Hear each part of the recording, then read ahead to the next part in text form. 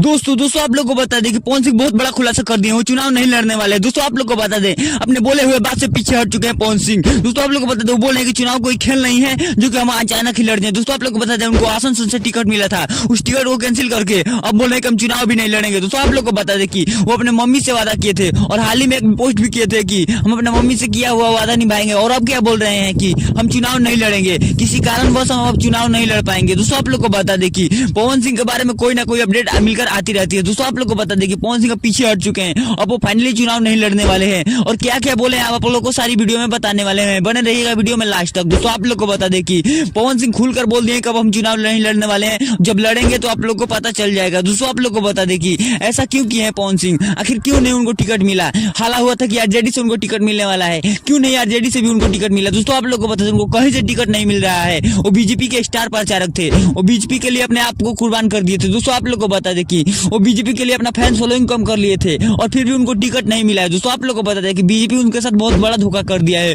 उनके साथ ही नहीं, गुंजन सिंह के साथ, पवन सिंह के साथ और मनीष कश्यप के साथ, तीन लोगों के साथ बीजेपी बहुत बड़ा धोखा कर दिए इन तीनों को टिकट ना देकर। अब ये तीनों निर्दलीय लड़ेंगे कि नहीं लड़ेंगे। दोस्तों आप लोग को बता दें, पवन सिंह तो नहीं लड़ने वाले हैं, गुंजन सिंह निर्दलीय लड़ रहे हैं, मनीष कश्यप के बारे में कोई जानकारी नहीं है कि वो लड़ेंगे कि नहीं लड़ेंगे। दोस्तों सारी अपडेट हम आप लोग को देते रहेंगे। हमारे चैनल पर नहीं तो चैनल को सब्सक्राइब कर लीजिएगा। मिलते हैं दोस्तों किसी नए वीडियो में किसी नए टॉपिक के साथ, तब तक के लिए बाय।